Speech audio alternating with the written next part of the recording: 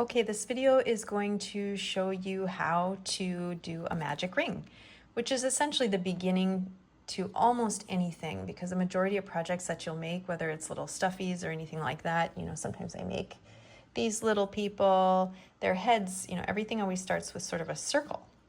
So let's try that together. There's a lot of ways to do a magic ring. You'll probably learn from lots of different people, lots of different ways. So this is one way that you can try. What I do is put my index finger out and I take my yarn and I wrap it towards me once.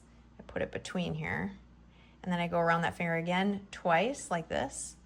And so I like having it come through here and over here so I can kind of pinch it over here and hold it over here to keep it tight and where I want it.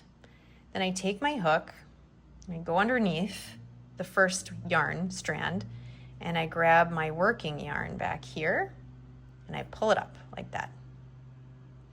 And then I go right back into that working yarn and yarn over, and I'm going to pull that through that loop. And that's literally it. The key at this point is to pinch here so you can see your work and understand what you've made, which is a loop. The loop is right here, okay? And knowing how to hold it is the hard part. So you've got this whole thing going on. This is your working yarn. This tail is not your working yarn. You're going to be working with this one. So you want to take the working yarn and wrap it around your index finger like you would if you were doing single crochet. Make sure it's nice and taut right here. Pinch your work just like you always do. And you're working into the circle, okay? So you're going to go down into the circle and you're going to yarn over, pull back through, look out for that tail. You have 2 loops on the hook. We're just doing a single crochet. That tail might get in the way a little bit and it's okay. You got your 2 loops, you're going to yarn over and you're going to pull through. Now, what I want you to know is you can pull on this tail to tighten up that loop a little bit. Sometimes that can help, but make sure you're always pinching your work down here and you're keeping things taut here.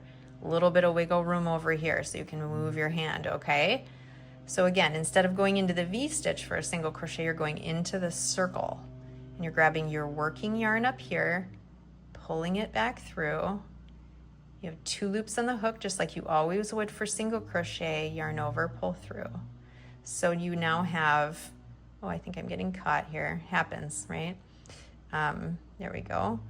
2 loops on your magic ring. You're doing great, right? Okay, so keep holding holding your work there. Go into the circle again, yarn over, pull back through, 2 loops, yarn over, pull towards yourself, pull through. That's 3 single crochets. We're going to do 5 because an odd number is almost always best in case you need to center something later, like eyeballs or something like that. So back into the hole, yarn over on your working yarn, 2 loops, right? We're just doing single crochet, yarn over, pull through. So I think that's 4. You can count them 1, 2, 3, and here's my 4th one. So we'll do 1 more. See how you're getting a circle here? It's easier once it gets going to work with it. In, yarn over, pull through, 2 loops, yarn over, pull through, like this. Okay, and what's really fun, maybe the most fun part, is this tail is what will cinch it together. So now you can pull that tail and it brings your circle together like this. And then if you want to keep making it bigger, say you're making a round coaster for somebody's table or something. Now you start working into these stitches on the outside. And I'll show you how to do that next, how you expand and grow a circle.